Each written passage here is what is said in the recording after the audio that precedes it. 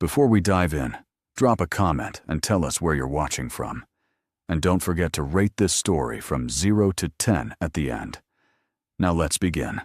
The marble floors of Sinclair Estate gleamed under the afternoon sun, streaming through floor-to-ceiling windows.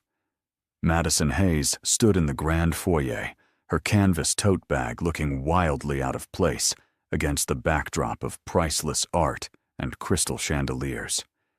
She tugged at the hem of her simple cotton dress, suddenly aware of how every thread screamed clearance rack. "Miss Hayes." A woman's voice echoed from the curved staircase. Madison looked up to see Eleanor Sinclair descending with the grace of old money and the sharpness of a woman who got exactly what she wanted. Her silver hair was swept into an elegant chignon, pearls gleaming at her throat.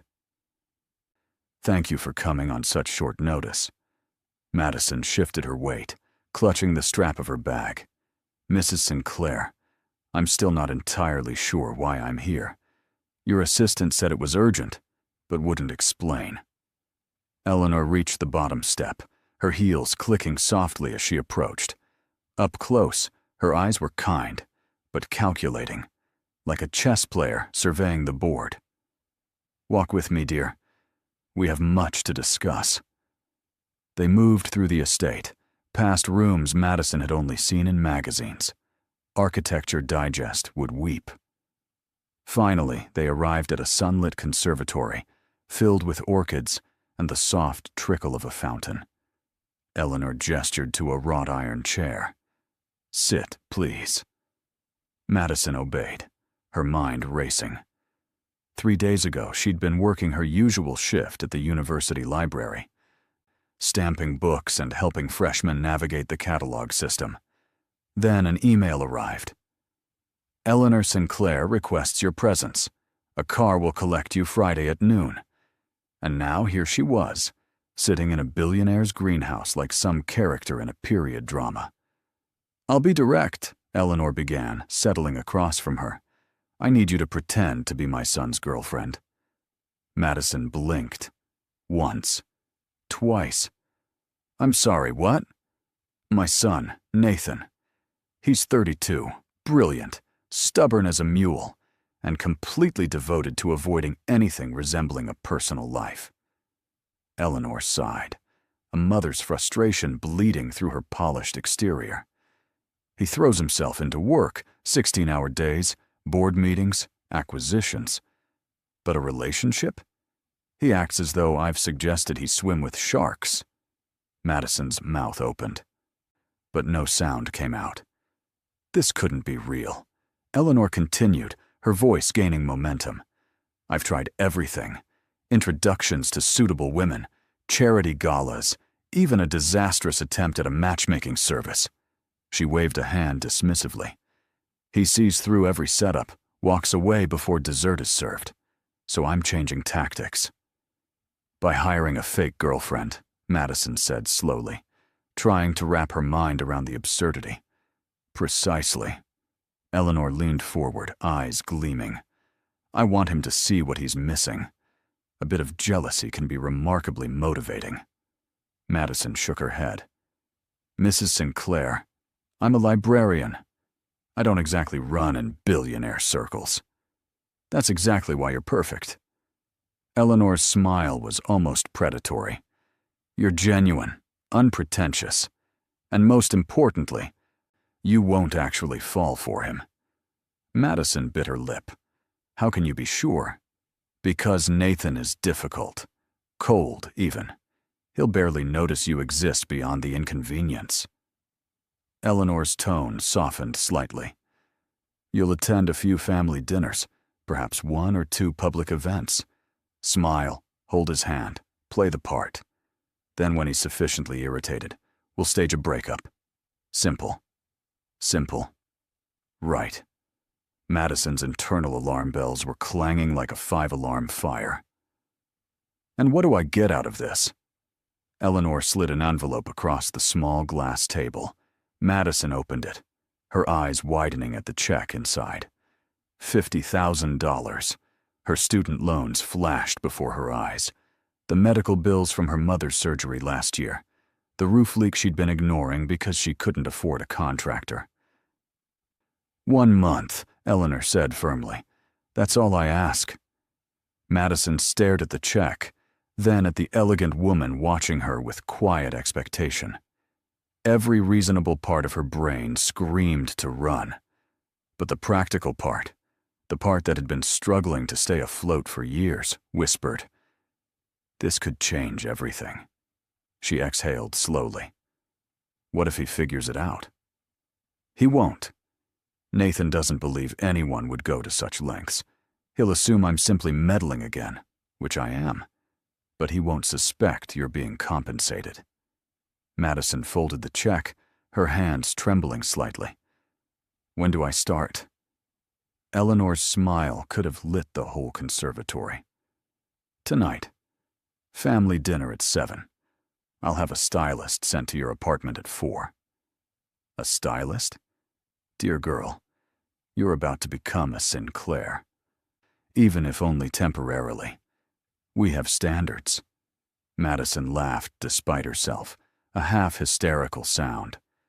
I think I've just agreed to the most insane thing I've ever done. That's the spirit. Eleanor stood, offering her hand. Welcome to the family, Madison. Try not to look terrified when you meet Nathan. It ruins the illusion. As Madison was escorted back through the estate to the waiting car, she caught her reflection in a gilded mirror. Wide brown eyes, freckles scattered across her nose, hair that refused to cooperate even on good days. She looked exactly like what she was, a girl in over her head. The car door shut with an expensive thunk. As they pulled away from Sinclair Estate, Madison pulled out her phone and Googled Nathan Sinclair. The screen filled with images. Sharp jaw, dark hair always perfectly styled. Eyes the color of winter storms. In every photo, he wore the same expression.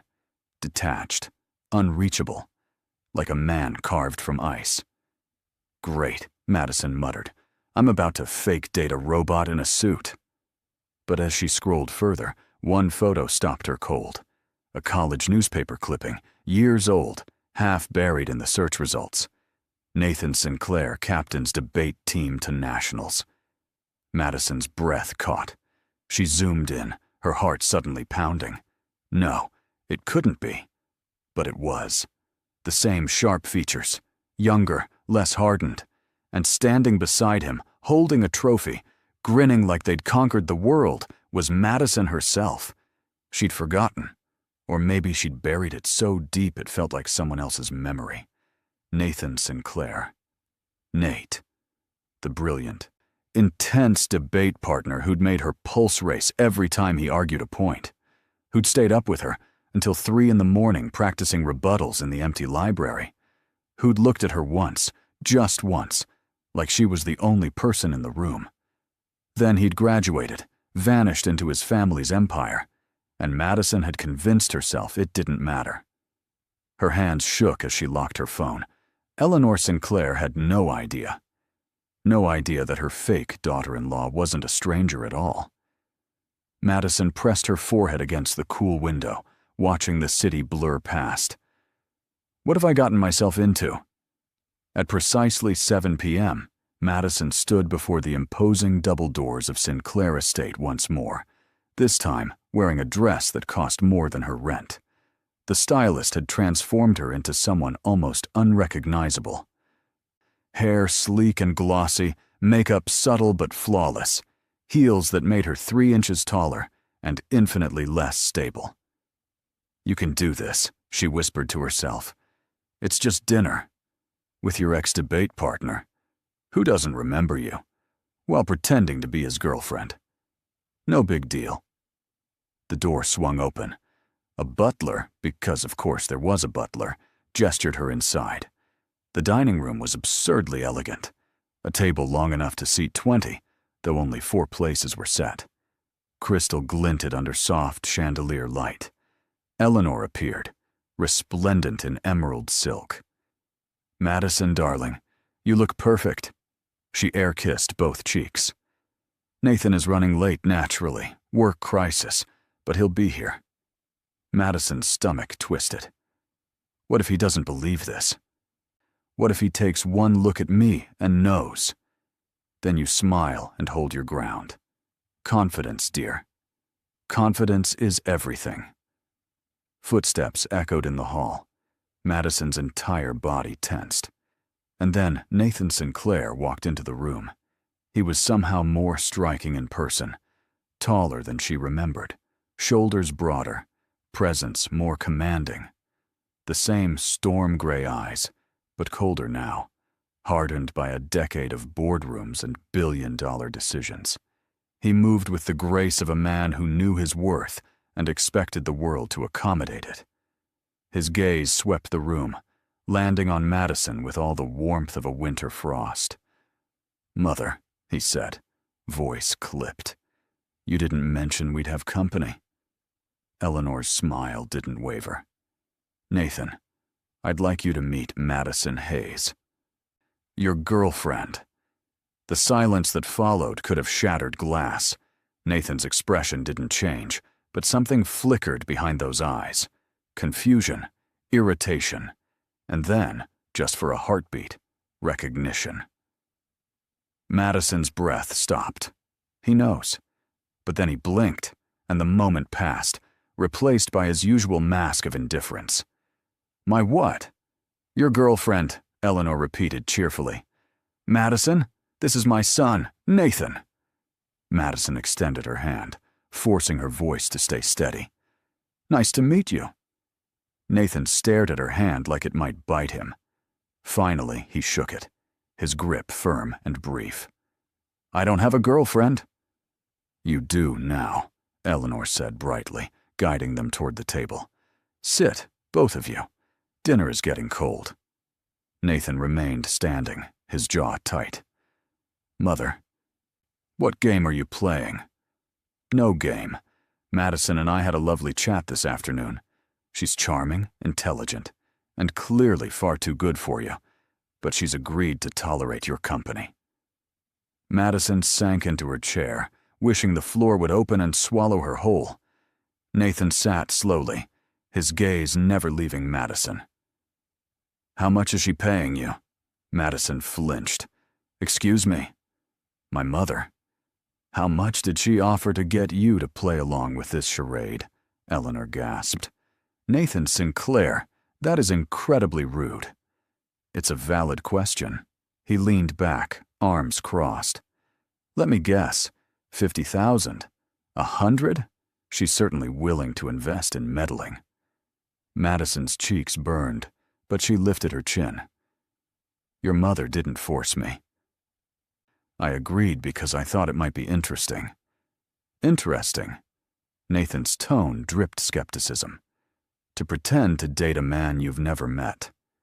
"We've met before, actually," Madison said quietly. Nathan froze. "What?" "College. We were on the debate team together. 10 years ago." The room fell utterly silent. Nathan studied her, really looked for the first time. His eyes narrowed, scanning her face, and then, there. Recognition slammed into him, undeniable and sharp. "Maddie," he breathed. Her heart clenched at the old nickname. "Hi, Nate."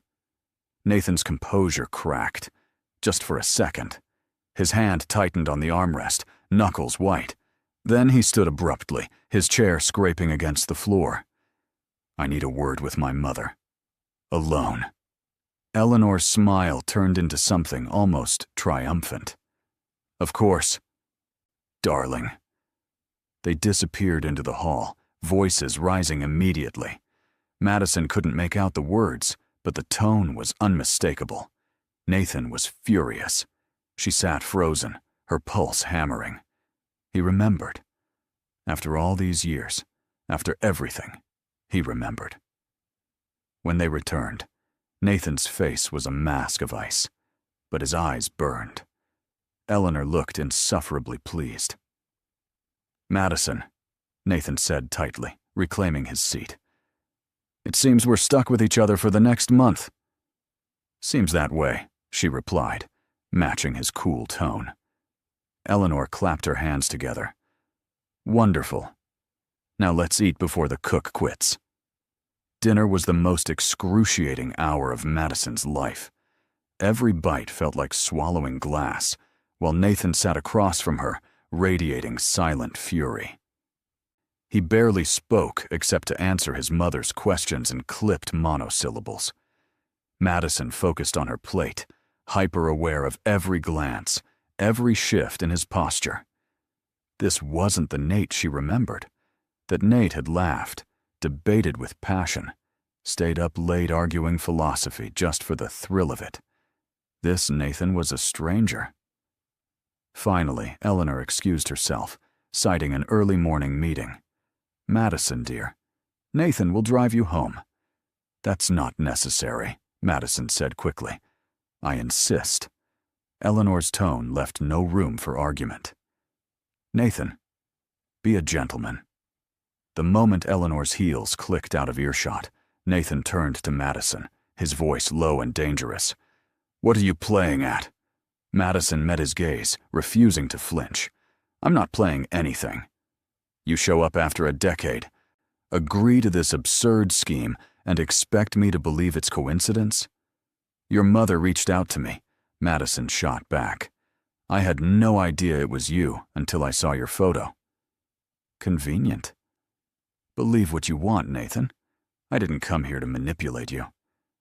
He leaned closer, and she caught the faint scent of his cologne, something dark and woodsy. Then why did you come? Madison hesitated. The truth hovered on her tongue. Debt, desperation, survival. But pride won out. Maybe I wanted to see if you were still as insufferable as I remembered. A muscle in his jaw ticked. And? Verdict still out. For a moment, something almost like amusement flickered across his face. Then it vanished, replaced by cold detachment. Let's go. The drive to Madison's apartment was silent except for the low hum of the engine. Nathan's car was sleek, expensive, the kind of vehicle that cost more than she'd earn in 5 years. She kept her gaze fixed on the window, watching the city lights blur. You still live on Camden Street? Nathan asked suddenly. Madison glanced at him, surprised. How did you know? I remember. His voice was soft, almost reluctant. You used to complain about the broken heater. Her throat tightened. It's still broken.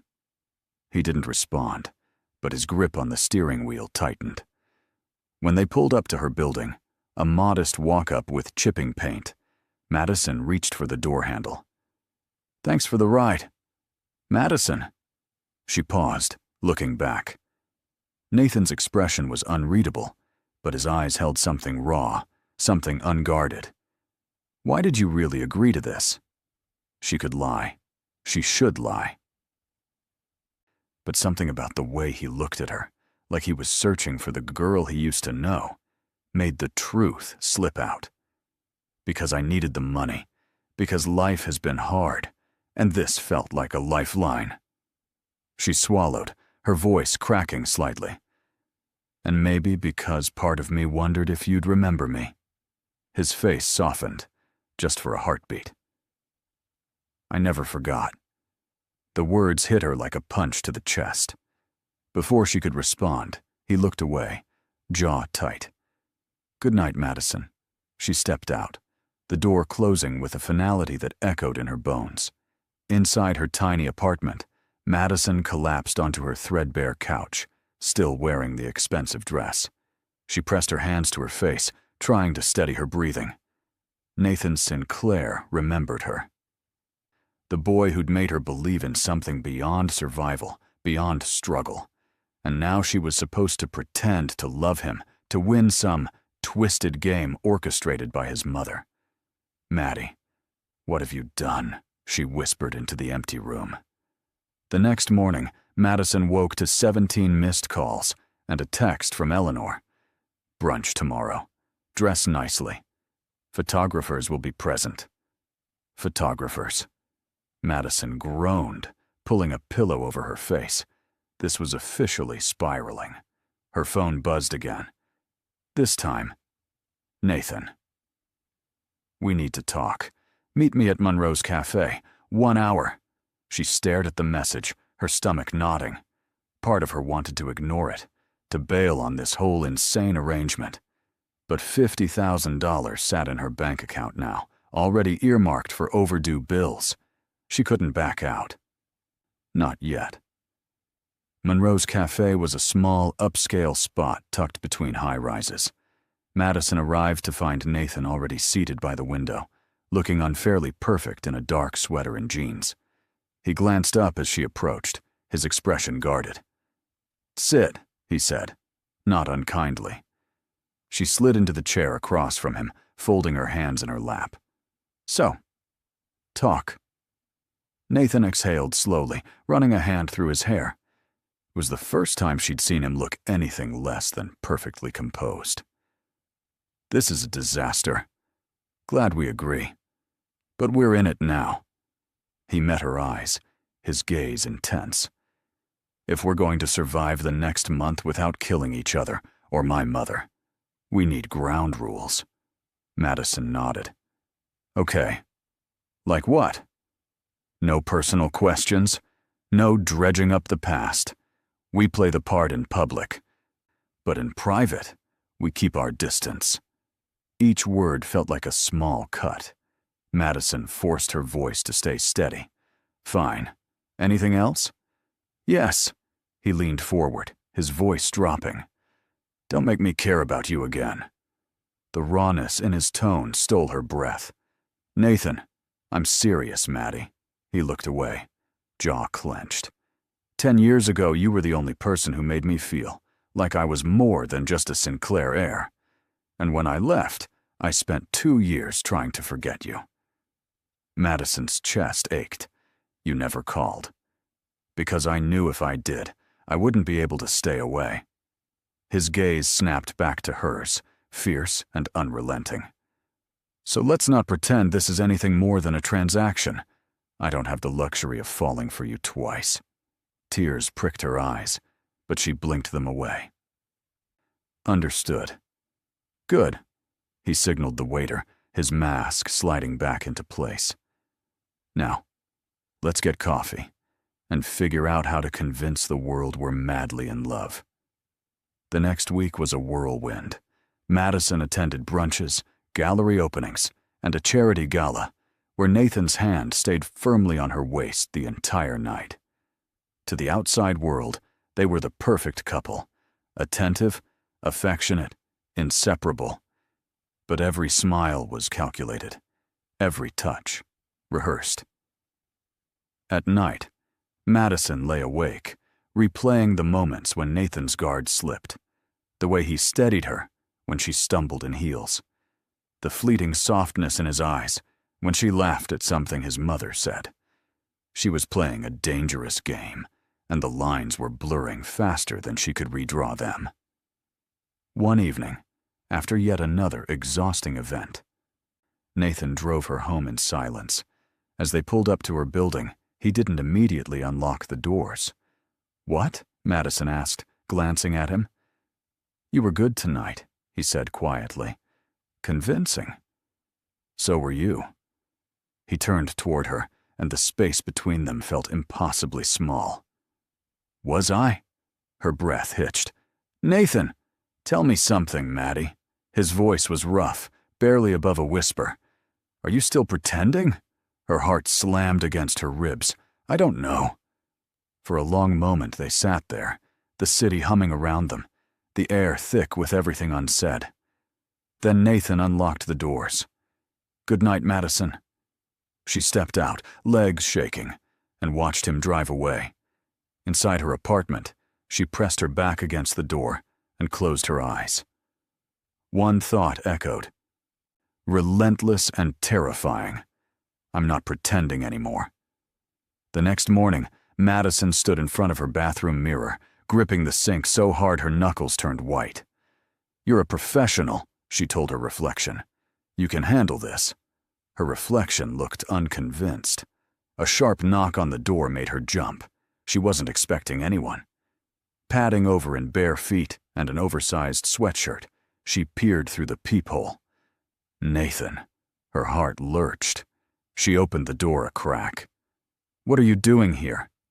He stood in the hallway, hands in his pockets, looking oddly out of place in his tailored coat, against the backdrop of her building's faded wallpaper. "My mother's throwing a garden party this afternoon. She wants you there." She could have called. She did. You didn't answer. Madison glanced at her phone, still charging on the kitchen counter. 17 missed calls. Again. "I was asleep." Nathan's gaze swept over her. Rumpled hair. No makeup. The sweatshirt that hung past her knees. Something unreadable flickered in his eyes. "You look different." "I look like a disaster." "I didn't say that." His voice was softer than she expected. "You look real." The compliment, if it was a compliment, caught her off guard. She pulled the door open wider. "Do you want to come in? I need to get ready, but I'll wait." He stepped inside, his presence instantly making her small apartment feel even smaller. Madison watched as he took in the cramped space, stacks of books on every surface, a kitchen barely big enough for one person, the couch that doubled as her laundry folding station. "Sorry," she muttered. "It's not exactly Sinclair Estate." "It's fine." He picked up a book from the coffee table, Pride and Prejudice, dog-eared and worn. "You still read Austen?" "Some things don't change." He set the book down carefully. "Most things do." Madison disappeared into her bedroom, shutting the door firmly behind her. Her hands trembled as she pulled out the only dress fancy enough for a Sinclair garden party. This was insane. Nathan Sinclair, billionaire CEO, waiting in her living room while she frantically tried to make herself presentable. She emerged 20 minutes later, hair tamed into soft waves, wearing a pale yellow sundress. Nathan looked up from his phone, and for a moment, he simply stared. "What?" Madison touched her hair self-consciously. "Is it bad?" "No." He cleared his throat. Standing. "It's good. You're good. Ready?" The drive to the estate was quieter than usual. Madison stole glances at Nathan, noticing the tension in his shoulders, the way his jaw stayed locked. "You okay?" she asked finally. "Fine." "You're a terrible liar." His lips twitched, almost a smile. "Pot. Meat kettle. Fair point." She hesitated, then plunged ahead. "Nathan, about last night." "Don't." He cut her off, voice sharp, then softer. "Please, let's just get through today." Madison nodded, swallowing the words threatening to spill out. The rest of the ride passed in silence. The garden party was exactly as absurd as Madison had feared. White tents billowed in the breeze. String quartets played near the rose bushes. And guests in designer outfits sipped champagne and nibbled on hors d'oeuvres that probably cost more than her monthly grocery budget. Eleanor descended upon them immediately, resplendent in lavender silk. "Madison, darling, you look lovely." "Nathan, do try to smile. You're scaring the guests." "I'm not here to entertain," Nathan muttered. "You're here to be seen with your beautiful girlfriend." Eleanor looped her arm through Madison's. "Come, dear. There are people you simply must meet." Madison shot Nathan a helpless look as Eleanor steered her away. He watched them go, his expression unreadable. For the next 2 hours, Madison was paraded around like a prized show pony. She met investors, socialites, old family friends, all of whom asked probing questions disguised as polite conversation. "How did you meet?" "College," Madison answered, the lie feeling heavier each time. "We were on the debate team together." "How romantic. And when did you reconnect?" "Recently." "Fate, I suppose." The woman, Mrs. Calloway, wife of some tech mogul, smiled knowingly. "Well, Nathan is quite the catch. I hope you know how lucky you are." Madison's smile felt like it might crack her face. Incredibly lucky. Finally, she escaped to the rose garden, desperate for a moment alone. She sank onto a stone bench, kicking off her heels and wiggling her aching toes. Hiding? She looked up to find Nathan approaching, 2 champagne flutes in hand. He offered her one. Desperately, she admitted, accepting the glass. Your mother's friends are terrifying. They smell weakness like sharks smell blood. He sat beside her, close enough that their shoulders almost touched. You handled them well. I'm a librarian. I've dealt with worse. Worse than Mrs. Calloway? Try a horde of undergrads during finals week. Madison took a sip, the bubbles tickling her nose. Your world is exhausting, Nathan. Tell me about it. He stared out at the manicured hedges, his profile sharp in the afternoon light. I didn't choose it, you know. This life, it chose me. You could have walked away. Could I? He turned toward her, and the weight in his eyes made her chest ache. My father built this empire expecting me to carry it forward. When he died, I was 25 and suddenly responsible for 10,000 employees, shareholders, legacy. Walking away wasn't an option. Madison set her glass down. But you wanted to. Once. His voice dropped to barely a whisper. There was a semester, senior year, when I thought about disappearing. Just leaving it all behind. Going somewhere no one knew my name. Why didn't you? He looked at her, and the rawness in his gaze stole her breath. Because I didn't have a reason strong enough to stay. The implication hung between them. Unspoken, but deafening. Madison's pulse hammered. Nathan, there you are! Eleanor's voice shattered the moment. She appeared on the garden path, beaming. Come, both of you. Time for the photographs. Nathan stood, his mask sliding back into place. He offered Madison his hand.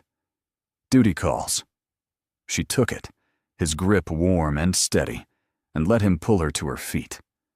The photo session was choreographed chaos. The photographer positioned them in front of a rose-covered arbor, directing poses with military precision. Mr. Sinclair, hand on her waist. Miss Hayes, lean into him. Perfect. Now look at each other. Madison tilted her head up. Nathan looked down. Their eyes met, and the world narrowed to just the two of them. Beautiful, the photographer murmured. Hold that. But Madison barely heard him. All she could see was Nathan, the way his gaze softened, the slight curve of his lips, the vulnerability bleeding through his carefully constructed armor. Nathan, she whispered.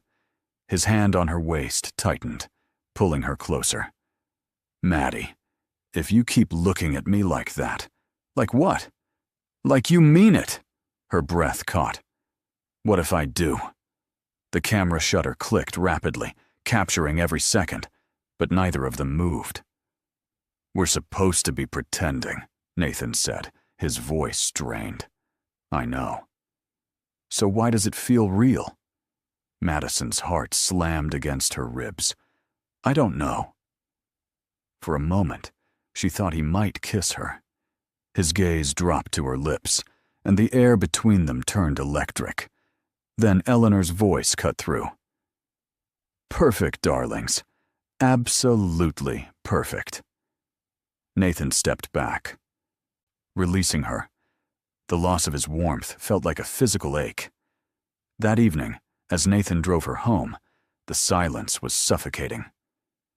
Today was, Madison started. A performance, Nathan interrupted. Nothing more. The word stung, but Madison forced herself to nod. Right. Of course. They pulled up to her building. Madison reached for the door, but Nathan caught her wrist. Wait. She froze, pulse racing.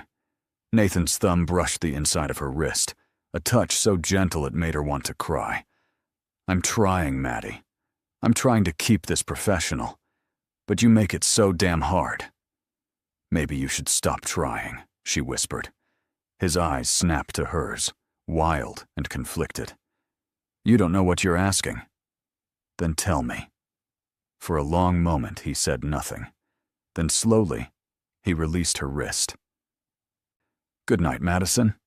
She stepped out, legs shaking, and watched him drive away for what felt like the 100th time. Inside, she collapsed onto her couch and pulled out her phone. A text from Eleanor waited. "The photos are gorgeous, darling. Nathan looks happier than I've seen him in years. Whatever you're doing, keep doing it." Madison stared at the message, her chest tight. What was she doing? She'd agreed to a simple arrangement. Pretend, collect her money, walk away. But somewhere along the way, the lines had blurred. And now, sitting alone in her apartment, she had to face the terrifying truth. She wasn't pretending anymore. She'd fallen for Nathan Sinclair all over again. And this time, it might destroy her. Madison didn't sleep that night. She tossed and turned, replaying every moment, every touch, every word. By the time dawn crept through her curtains, she'd made a decision. She couldn't do this anymore. Not like this. At 8 a.m., her phone rang. Nathan. Her hand hovered over the screen, heart hammering. Finally, she answered. "Hello." "I need to see you." His voice was rough, like he hadn't slept either. "Now." "Nathan, I don't think—" "Please, Maddie." The raw plea in his tone shattered her resolve. "Where?" "I'll send a car." 20 minutes later, Madison stood in front of Sinclair Tower, the glass skyscraper that housed Nathan's empire. She'd never been inside. As the elevator shot upward, her stomach dropped. The doors opened onto the executive floor, all sleek lines and floor-to-ceiling windows. Nathan's assistant, a sharp-eyed woman in her 40s, greeted her with a knowing smile. "Miss Hayes, Mr. Sinclair's expecting you." She led Madison to a corner office with a view that stretched across the entire city. Nathan stood by the window, hands in his pockets, shoulders tense. "Leave us," he said quietly. The assistant disappeared, closing the door with a soft click. Silence stretched, taut and fragile. "Why am I here, Nathan?" Madison asked finally. He turned, and the look on his face made her breath catch. "Because I can't stop thinking about you." Her heart stuttered. "Nathan, I know what we agreed. I know the rules." He crossed the room in 3 long strides, stopping just inches away. "But I'm breaking them. All of them." Madison's pulse roared in her ears. "This is a bad idea. I don't care. Your mother. This isn't about my mother." His hands came up, framing her face, and his touch was so gentle it made her want to cry. "This is about you and me, about the fact that I've spent 10 years trying to forget you, and in 2 weeks, you've completely undone me." Tears burned her eyes. "You said not to make you care." Too late. His forehead dropped to hers, his breath warm against her lips. "I already do." Madison's hands fisted in his shirt, torn between pushing him away and pulling him closer. "This will complicate everything. Let it." And then he kissed her. It was nothing like the careful, calculated touches they'd shared for the cameras. This was raw, desperate. 10 years of longing and regret poured into a single moment. Madison melted against him, her hand sliding up to tangle in his hair, and Nathan groaned, deepening the kiss. When they finally broke apart, both breathless, Madison pressed her forehead to his chest. "What are we doing?"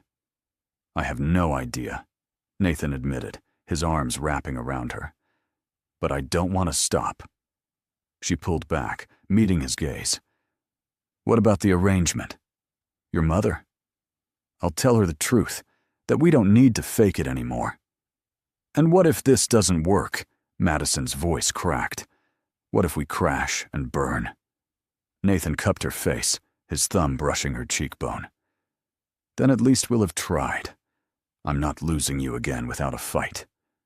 Madison closed her eyes, tears spilling over. I'm scared. So am I. He kissed her forehead, soft and lingering. But I'd rather be terrified with you than safe and alone. She laughed through her tears, a shaky, breathless sound. You're such a cliché right now. Blame you. You make me lose all sense of dignity. For the first time in weeks, the tension between them dissolved into something warm and real. They stood there, wrapped in each other, the city sprawling below them, and for a moment, everything felt possible. Then Nathan's phone buzzed. He groaned, pulling it out. His expression darkened. What is it? Madison asked. My mother. Emergency board meeting. He looked torn. I have to go. It's okay. Come with me. Madison blinked. To a board meeting? Why not? His lips quirked. Consider it your introduction to the glamorous world of corporate finance. I'm a librarian, Nathan. I don't speak corporate. You'll fit right in. Half the board doesn't either. Despite herself, Madison laughed. Fine, but if I fall asleep, it's your fault. The boardroom was everything Madison expected. Long table, leather chairs, intimidating men and women in expensive suits. Nathan sat at the head, his demeanor shifting instantly into CEO mode. Madison took a seat along the wall, trying to blend into the background. The meeting was dry, full of jargon and projected earnings. Madison's attention drifted, her gaze wandering to Nathan. He was magnetic like this, commanding, sharp, every inch the leader his father had groomed him to be. But she also saw the strain, the way his jaw tightened when someone questioned his strategy, the flicker of frustration in his eyes. An hour in, one board member, a silver-haired man with a condescending smile, leaned back. Nathan, let's address the elephant in the room. Your personal life has been splashed across social media lately. Some shareholders are concerned about distractions. Nathan's expression didn't change, but Madison saw his hand tighten on the pen. My personal life has a bearing on my ability to run this company. Perception matters, the man countered, and right now, the perception is that you're more focused on a relationship than on the bottom line. Madison's blood boiled. Before she could stop herself, she stood. Excuse me. Every head turned toward her. Miss Hayes, Nathan said, his voice carefully neutral. You don't have to. No, I do. Madison stepped forward, her heart pounding but her voice steady. I've sat here for an hour listening to you dissect numbers and projections. And not once have any of you acknowledged that Nathan has increased this company's value by 30% in the last 2 years. He's negotiated deals that competitors couldn't touch. He's built something his father would be proud of. The silver-haired man raised an eyebrow. And you are? Someone who sees what you apparently don't. Nathan Sinclair is brilliant. And if his personal life makes him happy, maybe that's what this company needs. A CEO who's human, not a robot. Silence filled the room. Then, to Madison's shock, one woman started clapping. Slowly, others joined in. Nathan stared at her, something raw and unguarded in his eyes. The silver-haired man cleared his throat. Well, that was enlightening. Shall we move on? The meeting concluded shortly after, as the board members filed out. Several nodded at Madison with grudging respect. When the room finally emptied, Nathan crossed to her, his expression unreadable. I'm sorry, Madison said quickly. I shouldn't have. He kissed her, hard and quick, stealing her breath and every coherent thought. When he pulled back, his smile was blinding. Don't ever apologize for that. Madison laughed, dizzy. Your board probably thinks I'm insane. They think you're fearless. He laced his fingers through hers. And they're right. That evening, they sat in Nathan's penthouse, a sprawling space with minimalist decor and a view that made Madison feel like she was floating above the city. "So," she said, curled up on his absurdly comfortable couch. "What now?" Nathan handed her a glass of wine, settling beside her. "Now we tell my mother," Madison groaned. "She's going to kill us. Possibly." He took a sip, his gaze distant. "Or she'll be insufferably smug that her plan worked." "Did it, though?" Madison tilted her head. "I mean, she wanted to make you jealous. Not this." Nathan set his glass down, turning toward her. "Maddie, I wasn't jealous of some imaginary rival. I was jealous of every second I didn't have with you." Her chest tightened. "You're really good at this." "At what?" "Saying things that make my heart stop." He smiled, a real, genuine smile that transformed his entire face. "Then my plan is working." They spent the rest of the evening talking, really talking, for the first time in years. Nathan told her about the pressure of running Sinclair Industries, the loneliness that came with the name. Madison shared stories of her mother's illness, the struggle to keep afloat, the dreams she'd put on hold. "I wanted to be a writer," she admitted quietly. "Novels, maybe. But life got in the way. It's not too late," says the billionaire. Nathan caught her hand, his expression serious. "Maddie, you're one of the smartest, most talented people I've ever met. If you want to write, I'll support you. Whatever you need." Tears pricked her eyes. "Why are you so good to me?" "Because you deserve it." He pulled her closer, his arms wrapping around her. "And because I'm selfish. I want you in my life, whatever that looks like." Madison buried her face in his shoulder, her heart so full it ached. "I'm still scared." "Me too." He pressed a kiss to her hair. "But we'll figure it out. Together." The next morning, they drove to Sinclair Estate together. Madison's nerves hummed like live wires. "What if she's angry?" she asked for the third time. Nathan squeezed her hand. "Then I'll handle it." Eleanor was in the conservatory, tending to her orchids, when they arrived. She looked up, her expression brightening. "Madison, Nathan, what a lovely surprise." "Mother, we need to talk," Nathan said.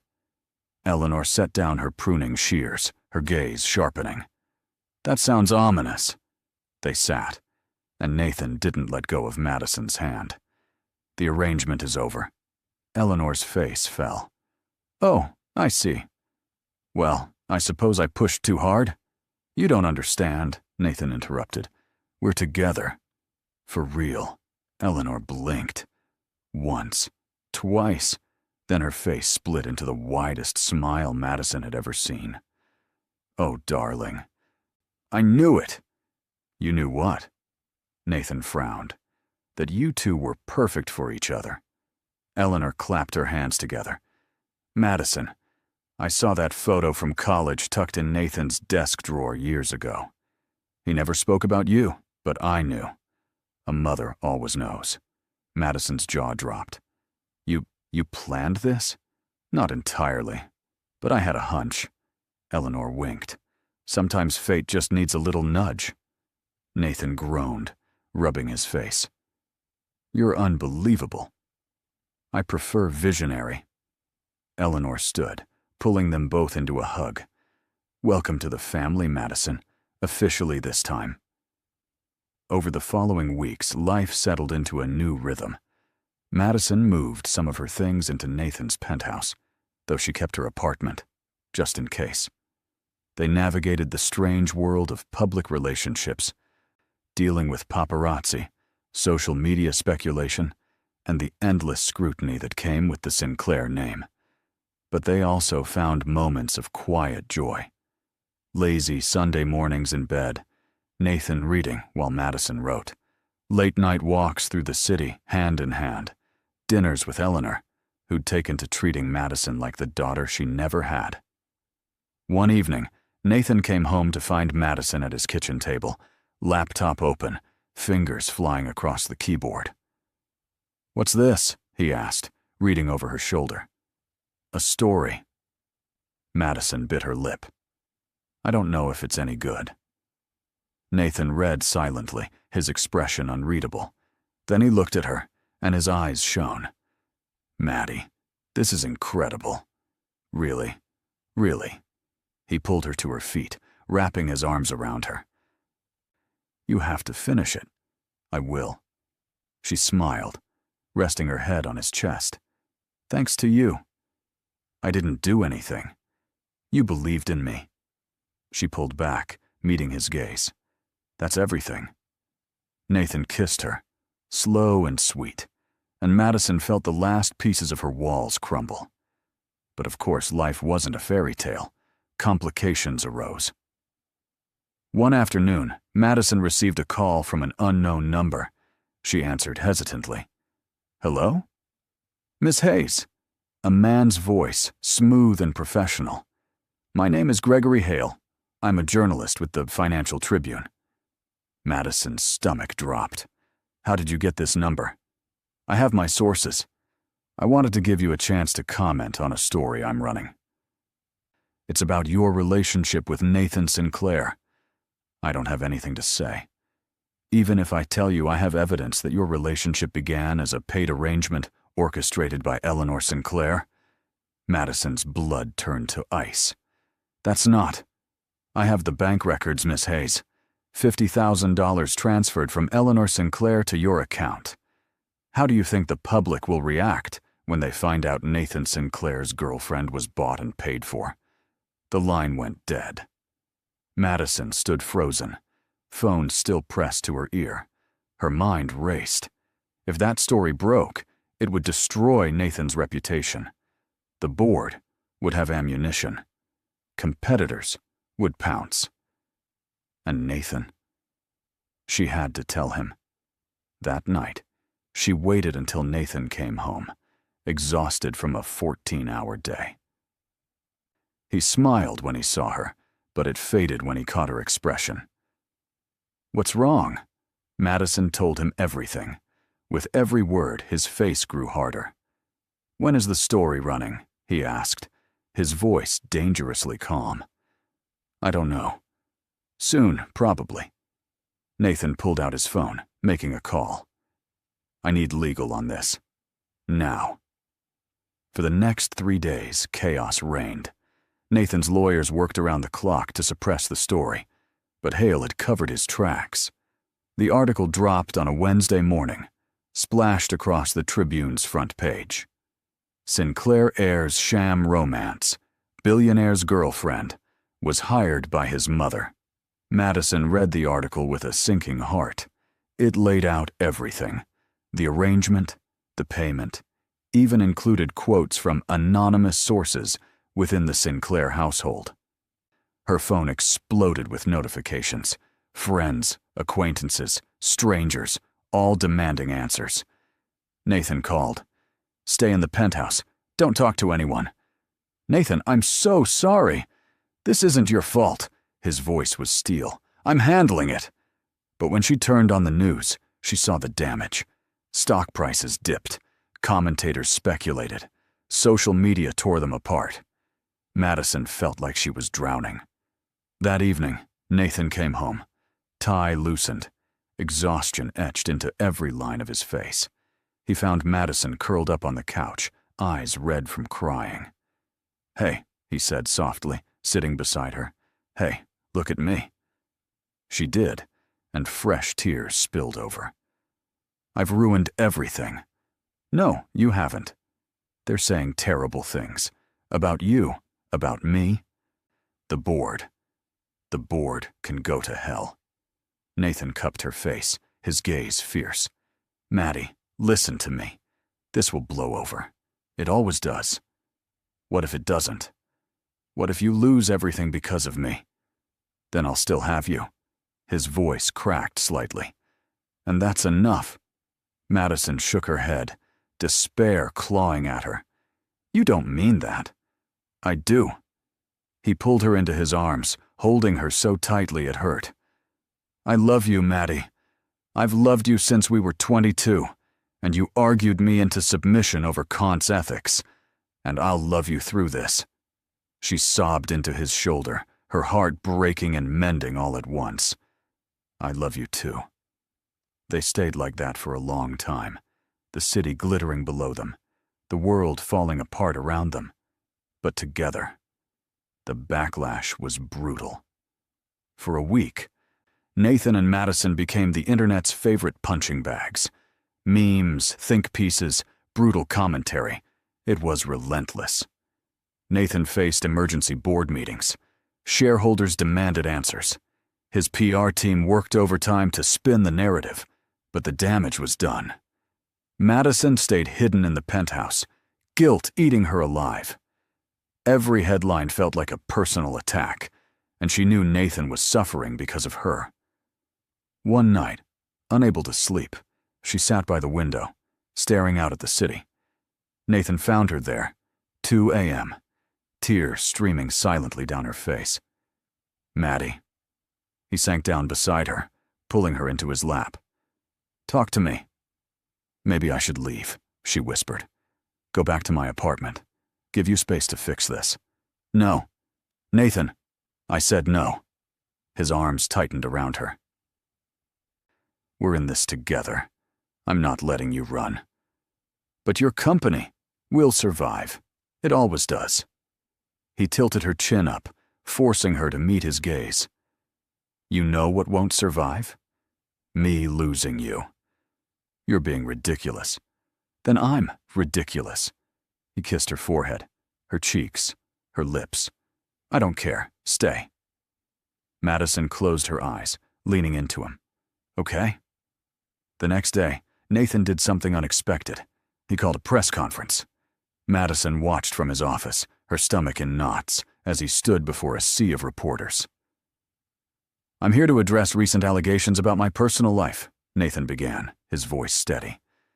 "It's true that my mother arranged for Madison Hayes and me to spend time together. What the articles failed to mention is that Madison and I have history. We knew each other in college. We were friends." He paused, and Madison held her breath. "When Madison agreed to my mother's plan, it wasn't about money. It was about giving an old friend a second chance. And in the process, I fell in love with her. Not because of some arrangement, but because she's brilliant, kind, and challenges me to be better." A reporter shouted a question, but Nathan held up a hand. "Madison Hayes is not some gold digger or opportunist. She's a woman who's worked hard her entire life, who puts others before herself, and who's been subjected to vicious attacks because of her association with me. If anyone deserves an apology, it's her." He looked directly into the camera, and Madison felt his gaze like a touch. "Maddie, if you're watching, I'm sorry. Sorry that loving me comes with this cost. But I'm not sorry for loving you." And I won't stop. The conference erupted into chaos, but Nathan walked off the stage, ignoring the shouts. Madison's phone rang. "Nathan." "Did you watch?" he asked. "Every second," she whispered, tears streaming. "Good. Now get dressed. We're going out." "Nathan, the paparazzi, let them look." His voice was fierce. "I'm done hiding." An hour later, they walked hand in hand down Fifth Avenue, cameras flashing, crowds gathering. Nathan didn't flinch, didn't falter. He kept Madison close, his message clear. She's mine. And I'm hers. That evening, Eleanor called, her voice trembling. "Nathan, that press conference. Darling, I'm so proud of you." "It was the right thing to do," Nathan said simply. "Madison, dear," Eleanor said, and Madison heard her smile through the phone. "Welcome to the family." Officially and irrevocably. Over the following weeks, the tide began to turn. Nathan's transparency won over skeptics. Madison received messages of support from strangers. Even some of the harshest critics softened. The board, after heated debate, issued a statement backing Nathan. Shareholder confidence returned. The storm, slowly, began to pass. One Saturday morning, Madison woke to an empty bed. She found Nathan in the kitchen, cooking, or attempting to. Smoke billowed from a pan. "What are you doing?" she asked, laughing. "Making you breakfast." He gestured helplessly at the charred eggs. "It's not going well." Madison took over, rescuing the meal, while Nathan watched, a soft smile on his face. "What?" she asked, feeling his gaze. "Just thinking." About how you saved me." Madison flipped a pancake, her chest warming. "Pretty sure you saved me first." "Then we're even." After breakfast, Nathan pulled out a small box. Madison's heart stopped. "Relax," he said, lips twitching. "It's not a ring. Yet." He opened it to reveal a delicate silver bracelet engraved with coordinates. "What is this?" Madison asked, tracing the numbers. "The library, where we first met." Nathan fastened it around her wrist, his touch gentle. "I want you to remember, no matter what happens, we started there. 2 kids arguing about philosophy, and we'll end there too." "End?" "Bad phrasing," he grinned. "I mean, we'll always come back to it. To us." Madison kissed him, slow and deep, pouring everything she couldn't say into that single moment. When they broke apart, Nathan rested his forehead against hers. "I love you, Maddie Parker Hayes." "I love you too, Nathan Sinclair." Months passed. Madison finished her novel and found an agent. Nathan navigated his empire with renewed focus, Madison by his side. Eleanor threw them an engagement party before Nathan even proposed, insisting it would manifest destiny. "Mother, that's not how manifestation works," Nathan had said, exasperated. "Isn't it?" Eleanor had replied, smug as ever. One evening, they returned to the college library where it all began. It was late, the building nearly empty. They wandered through the stacks, fingers trailing over worn spines. "I used to watch you," Nathan admitted. "During study sessions. You'd bite your lip when you were concentrating. I found it distracting." Madison laughed. "You never said anything." "I was terrified." He stopped, turning to face her. "You were this brilliant, passionate woman who didn't care about my name or my money. You saw me, the real me, and I didn't know what to do with that. And now? Now I know." He sank to one knee. Madison's breath caught, her hands flying to her mouth. "Madison Hayes," Nathan said, pulling out a ring. "Simple, elegant, perfect. I spent 10 years trying to forget you. And then you walked back into my life, chaos and all, and reminded me what it feels like to be whole. I don't want to spend another day without you. Will you marry me?" Tears streamed down her face. "Yes. 1,000 times. Yes." He slid the ring onto her finger, then stood, sweeping her into a kiss that tasted like promises and forever. When they finally pulled apart, Madison laughed through her tears. "Your mother is going to be insufferable."